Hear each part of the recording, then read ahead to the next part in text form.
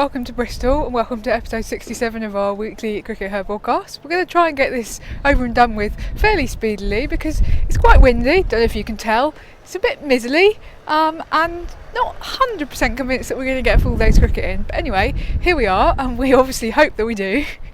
We'll come to England in a minute, but first of all we spent most of yesterday tuning into the various live streams of the newly named Charlotte Edwards Trophy, the T20 regional competition, or is it the Charlotte Edwards Cup? Something like that. One of them. So, Sid, you were particularly impressed with Grace Scrivens yesterday, weren't you? Who basically won the game for Sunrisers, their first victory in regionals. Yeah, and we saw a lot of good performances yesterday. We didn't see Emma Lamb because that was there was two games at once, and we missed that one. So, but Emma Lamb got 50 and took 4 wickets, I think. So great from her. But Grace Scrivens was really impressive yesterday. It's just so easy to forget, that she's just like 17 years old. She's still at school and she's producing these fantastic performances. And it wasn't a huge score. She scored 30 something, but she got the job done in a team that has struggled, and I've just been so impressed with her. And once she's been forgiven, because she actually, we should point out, she's put in a lot of trouble because she lost one of those very expensive white balls, straight onto the roof of the pavilion. That's no excuse for that. That'll have to come out of her pocket money. But seriously, I mean, the audacity of a young player coming in and thwacking a 6 so far at a proper county ground that it ends up on the roof of the pavilion. Fantastic stuff, and I'm sure that we're going to be seeing her play for England before too long, and then for a long time after that. Perhaps even alongside Alice Capsey, Raf, because we've seen Alice Capsey live this week in the London Cup, and you were very impressed with her there, weren't you? Absolutely, yes. Obviously Surrey lost in the end, but Alice Capsey was probably kind of one of their best batters on the day. I think she's a year younger than Grace Scrivens, but the thing that really captivated me was the ramp shot that she it was straight over her head. It was perfectly executed, and I tweeted saying I haven't seen anyone do it better this season, even Tammy Beaumont. And I think somebody then added Tammy Beaumont in and said, there's a challenge for you.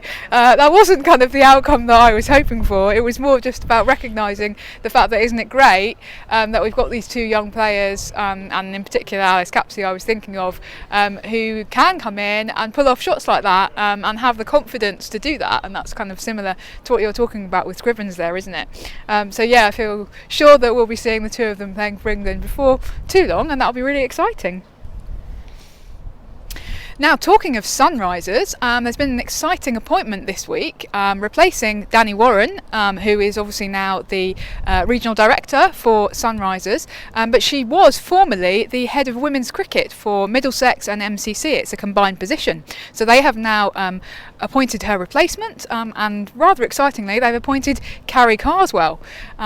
So she's obviously a former Scotland player, a Scotland coach, was at one point kind of single-handedly almost running Scotland women's cricket. No disrespect to anyone else who was involved, but obviously a very, very influential figure in Scotland women's cricket. Has spent the last few years in New Zealand, involved in women's cricket out there, but is now returning to the UK, as I say, to take on this position as head of women's cricket at Middlesex and MCC. It's a really exciting appointment, isn't it, Sid?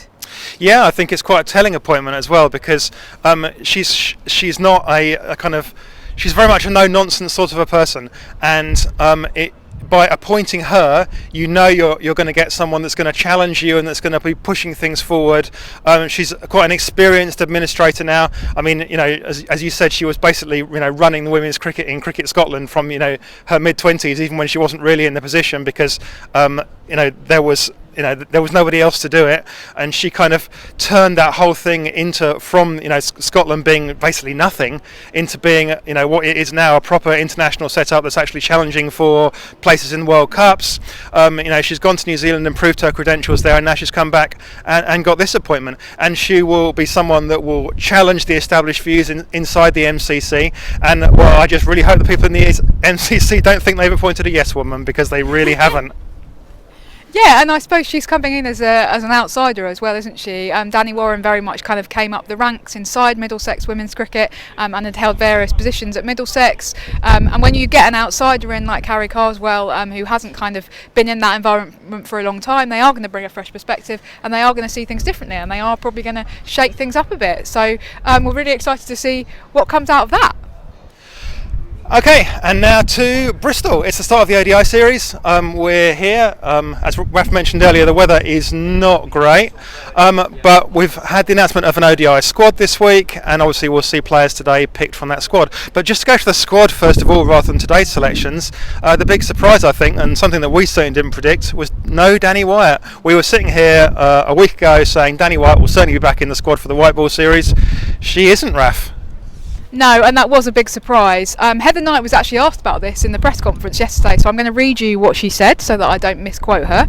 She said, "She's a quality cricketer who I think she'll admit herself hasn't quite cracked ODI cricket yet.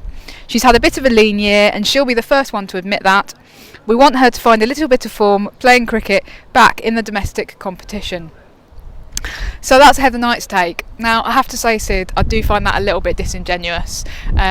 If you look at what's happened so far in the Rachel Hayhoe-Flint Trophy, the first 4 rounds, Danny Wyatt has hit 3 half-centuries in 4 matches, and I believe she's number 4 on the list of leading run scorers.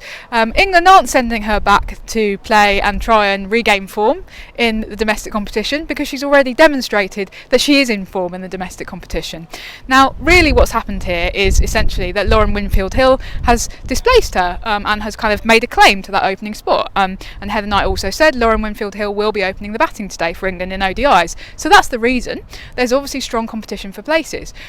If that's the reason, then say that. Don't try and say that it's because she hasn't been in form in domestic cricket, because anyone who's been following the Hayhoe-Flint Trophy knows that she has, basically. But yes, it was a little bit of a surprise. However, Sophia Dunkley is going to make her ODI debut today, so that's really exciting news. Heather Knight also confirmed that in yesterday's press conference. So do we think that the top 6, Sid, is pretty set then for the 3 ODIs?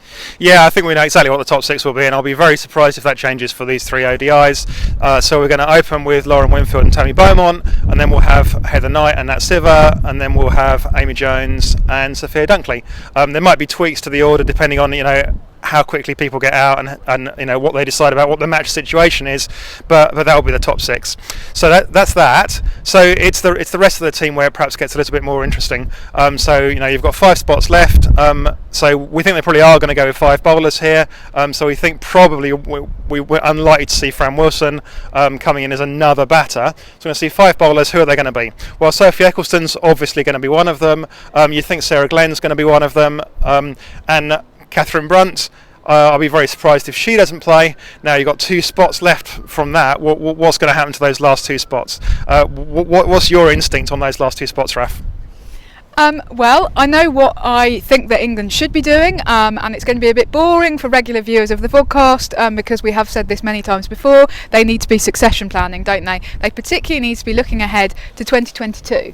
When there's going to be lots and lots of women's cricket back to back, lots of big competitions. So 2022 we've got the Women's Ashes, we've got the 50 over World Cup, we've got the Commonwealth Games, we've obviously also got England's home internationals back in England in the summer of 2022, obviously the second iteration of the 100, and then following all that there's going to be a 20 over World Cup at the back end of 2022. That is an awful lot of cricket in one calendar year, and I'm afraid that Catherine Brunt and Anya Shrubsole are simply not going to be able to play all those matches. If you try to make them play all those matches, even if they want to, if you try to make them play all those matches, then you are going to end up with injuries. And in Catherine Brunt's case, they could end up being career-ending injuries, unfortunately. You really have to be managing both those players' workloads very well. And obviously fast bowlers are susceptible to injury, and those 2 in particular have suffered from injuries in the past at kind of regular intervals. And Brunt's have been very, very challenging for her to come back after them.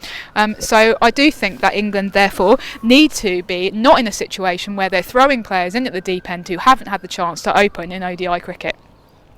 So that means that this series you need to be rotating Brunt and Shrubsole and probably playing only one of them in each match. So I would be rotating between those two probably, and then I would be ensuring that Freya Davies and Tash Farron play in all 3 ODIs and both get a chance to open the bowling. That's my thoughts. Sid, anything to add? Yeah, I'd like to see both of them play today. So my 5 alongside Eccleston, Brunt and Glenn would be Davies and Farron. Is that the team England are going to play? Probably not. I think Shrubsole will play today, and I think Cross will probably play today. But we make our decisions. I really would like to see Tash Farron in particular in these conditions on these pitches, because we've had a week of Bristol already. We've probably got a pretty good idea what it's going to do, and Tash Farron does offer something genuinely different with the left arm and with the ball going away from the right hander and then potentially coming back in. And I'd just like to see that variety brought out there. So, but probably not what England are going to do. Hey ho.